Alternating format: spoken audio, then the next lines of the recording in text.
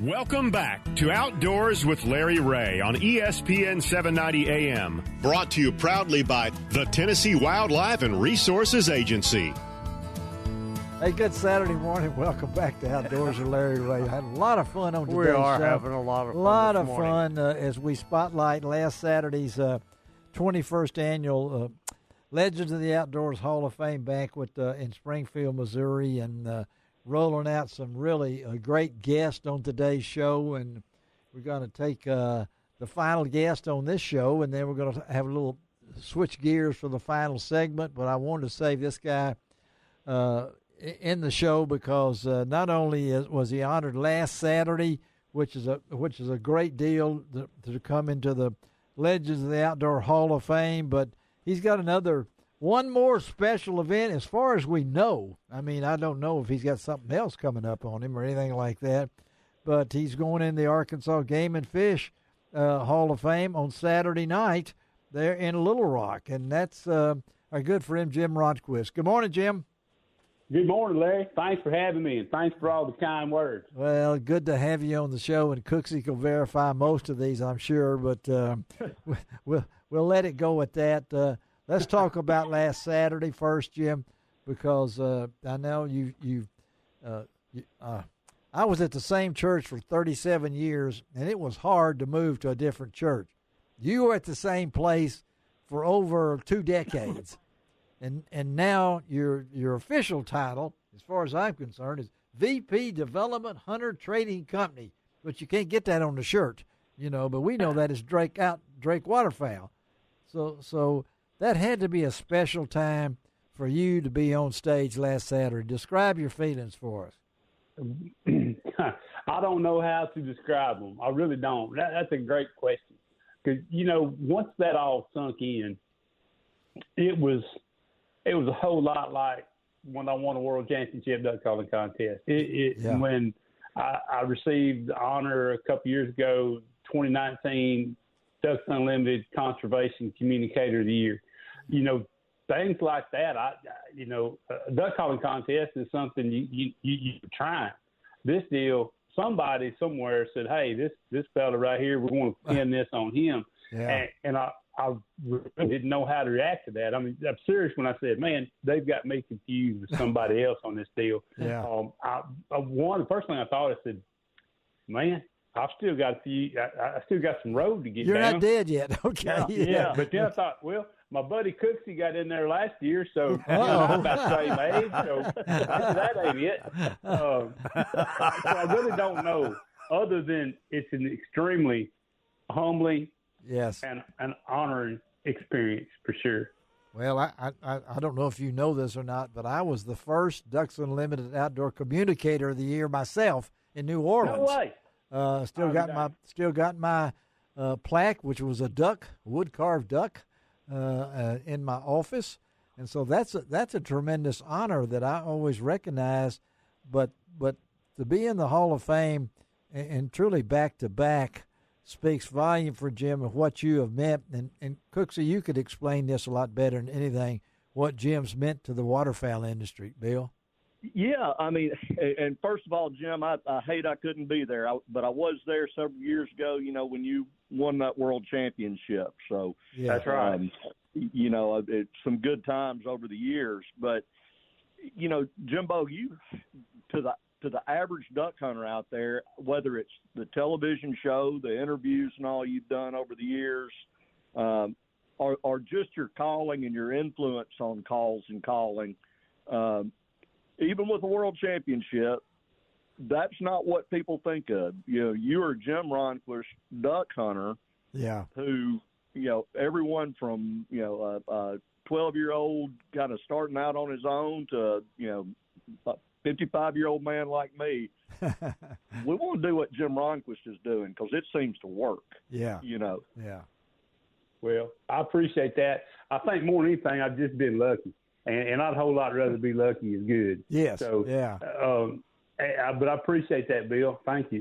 One thing I've always tried to do is just, I'm not very good looking, not very smart, but I kind of figured out that if I just be myself, I'll be okay. So I try not to be something I'm not, and I like to go duck hunting and chase turkeys and go fishing when I get the chance, and like to put some venison in the freezer every year. Other than that, I'm pretty dang simple. Well, wait. That's I'm great. Push back on that. Push I want back. to get your thoughts on it because pushback. Yeah, I mean, you're a duck hunter, and that's what you're known for, and obviously what you do very well at, and what you share with the public well.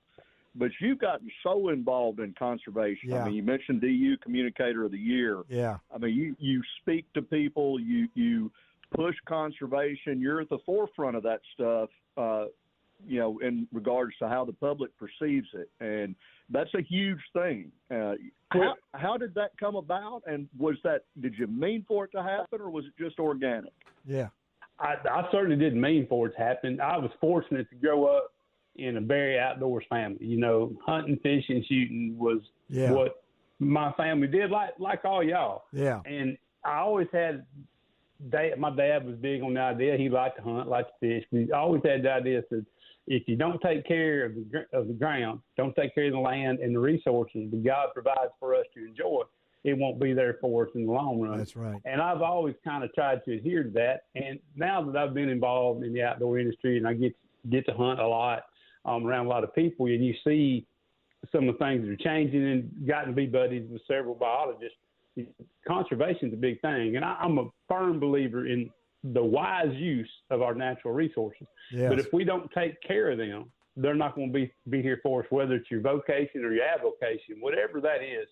Taking care of the fur, fins, and feathers that we all enjoy and the habitat that provides them, man, we're going to be out of a job and out of a passion and have to take up bowling or golf.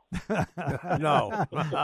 well, I've taken up golf, but the bowling ball's out now. Okay, I mean, I know that. Again, we're talking to Jim Ronquest, another inductee at the 2023 Legend of the Outdoors Hall of Fame in Springfield last Saturday. And I've got to ask Jimbo about Gail Camp.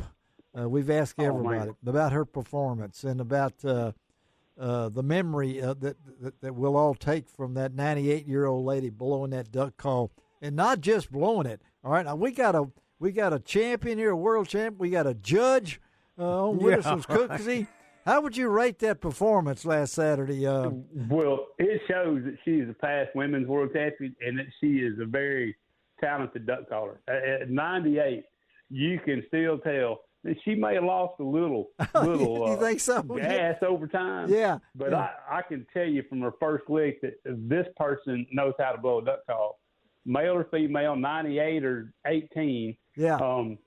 You can tell she definitely still knows how to blow a duck call very well. When she broke into that second routine, it brought the house down. I mean, it did. And poor. That's like I said, she's just such an inspiration for anybody. That one, she's still interested and still up there getting it done. Yeah, and then a two-time world champion for women, another Arkansas legend, so to speak. And you bet. Well, here's kind of a quick story. All right. About Miss Gail and a two-time women's world champion. So yeah. I also sat on the board of the Museum of the Arkansas Grand Prairie. Yes. And with that, we house the Arkansas Waterfowlers Hall of Fame, which is another Hall of Fame event. Mm-hmm. And she was inducted into that this past spring. Was she? So okay. Yes, sir. So I was talking to her before I introduced her and whatnot. And I asked her, I said, Miss Gail, you were a 3-time women's world champion, correct?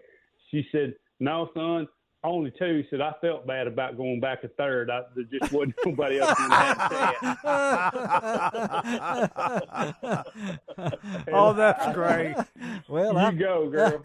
I've heard that she lives in Memphis now. I think they were telling me that after the show. I don't know with her daughter or granddaughter, but anyway. I think she's originally from. I think that's where her longtime home has been, is in Memphis. Yeah, in Memphis. Yeah. But her granddaughter lives here, I think. Yeah. Okay. Yeah. Before we let you go, Drake, everything going okay at our good friends in Olive Branch?